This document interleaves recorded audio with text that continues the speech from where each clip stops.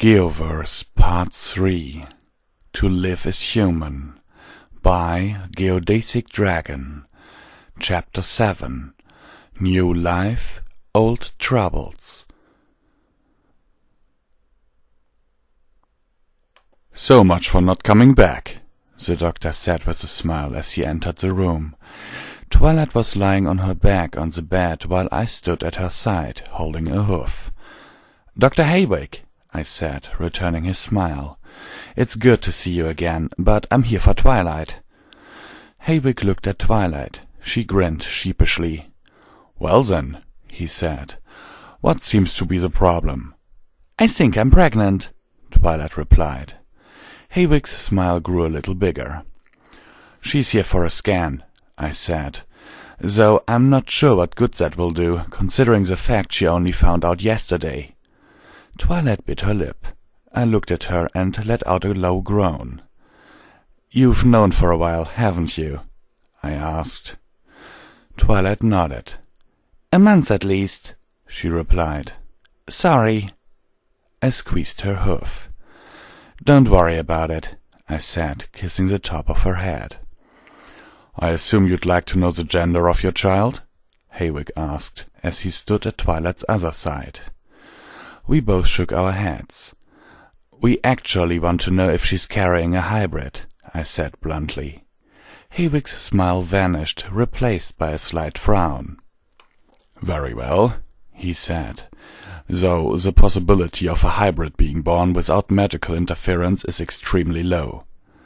The top of Haywick's horn lit up, and he gently placed it on Twilight's stomach. He concentrated for a moment before looking back up. "Just as I thought," he said happily. "You're not carrying a hybrid." Twilight and I both let out a sigh of relief. "Would you like to know what you're carrying instead?" Haywick asked. "Or would you rather leave it as a surprise?" "We'll leave it for now," I replied. "As you wish," Haywick said. "I'll leave you two alone." He went towards the door. "Oh," he said, looking back at us, "and congratulations." He walked out the room and closed the door. Twilight sat up on the bed, and I sat down next to her, my arm wrapped tightly around her stomach. We both smiled. "That's a huge load off my mind," I said. "Mine too," Twilight replied. "Can you imagine what a pony-human hybrid would look like?" We both laughed as the thought crossed our minds. "I'd rather not," I said. "It's just too damn funny." Twilight jumped off the bed, and I opened the door for her. "Come on," she said. "Let's go and tell every pony we're expecting a normal foal. I'm sure they'll love the news." "John will," I replied. "I know that for a fact." "Why's that?" asked Twilight. I paused for a moment. "I bet him 50 bits the kid would be a hybrid." Twilight rolled her eyes and giggled as she walked out the room. I rubbed the back of my head and followed her. "So, if you're not expecting a hybrid," asked Rarity, "what are you expecting? A unicorn or an earth pony?" "We're leaving it as a surprise," I replied, squeezing Twilight. "It's much more fun that way." Pinkie Pie squealed in delight. "Who cares what they're expecting?" she cried. "I'll have a new foal to play with. Oh, I can arrange a play date with Pound and Pumpkin. It'll be so much fun." I laughed at Pinkie's enthusiasm. "I've seen how you are with Pound and Pumpkin," I said. "You'll make a great auntie." Pinkie's smile grew wider, and she squealed again before bounding around the room.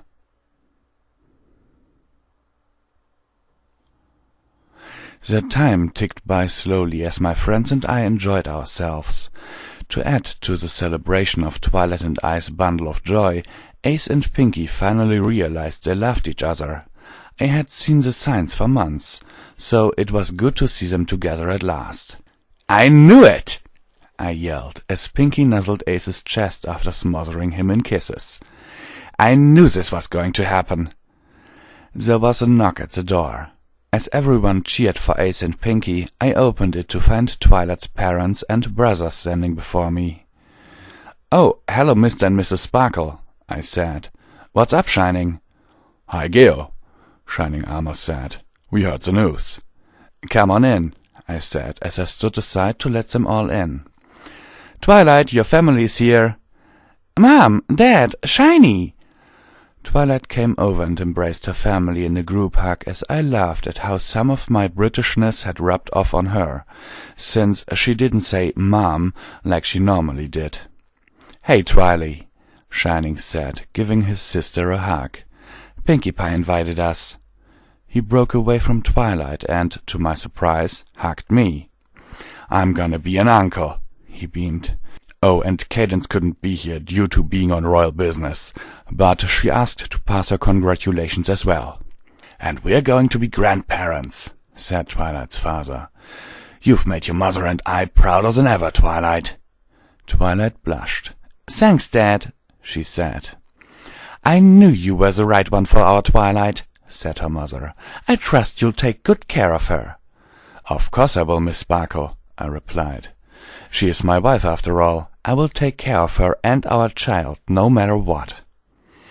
Twilight's mother smiled, and both parents joined the party. Shining Armor stayed behind and waited until they were out of earshot before whispering in my ear. "I understand there were more humans here recently," he said.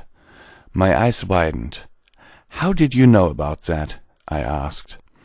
"Dr. Sorrow captured a diamond dog near town the other day, so I ordered regular patrols near town," he replied, "and one of those patrols happened to see the humans."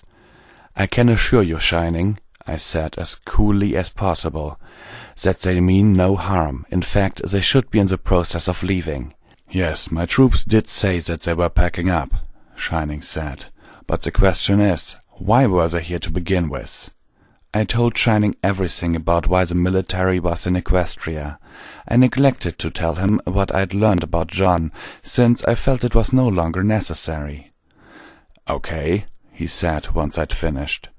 "If you say they're leaving, I believe you, but I'll continue sending patrols to check on them until they've all gone." I nodded. "Of course," I replied. "Now come on, let's enjoy the party."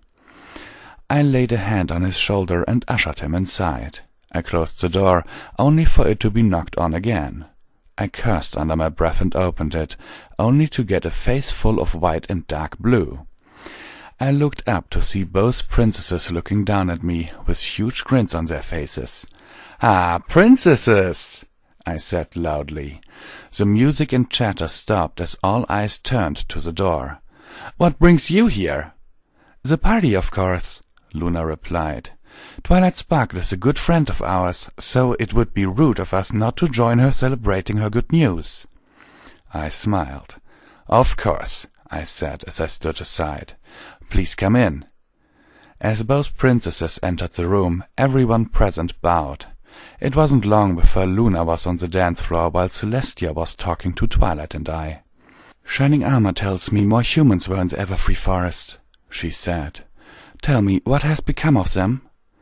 "They should be gone by now," I replied. "They wanted to talk to me about a few things, apparently."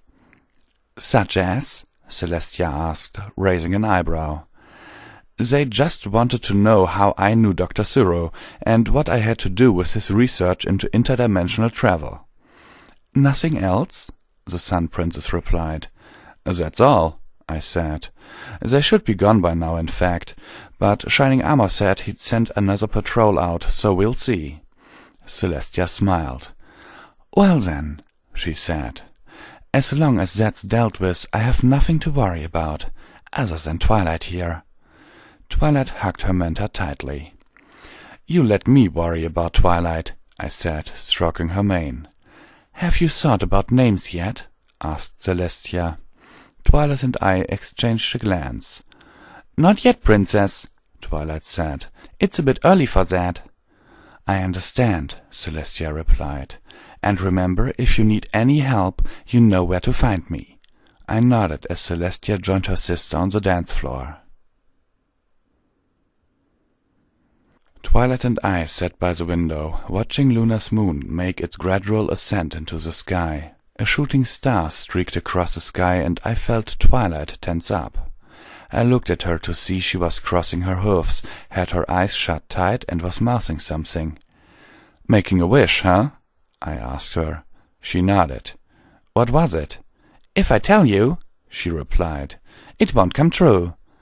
I chuckled and kissed her softly. As I turned to watch the star making its way across the sky, I found myself crossing my fingers.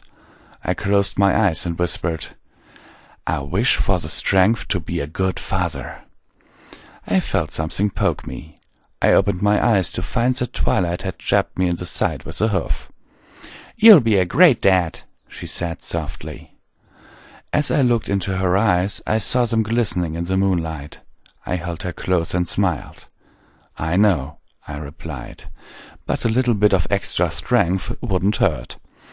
Twilight smiled back and we sat in silence, and at that moment in time I couldn't have wished for anything better.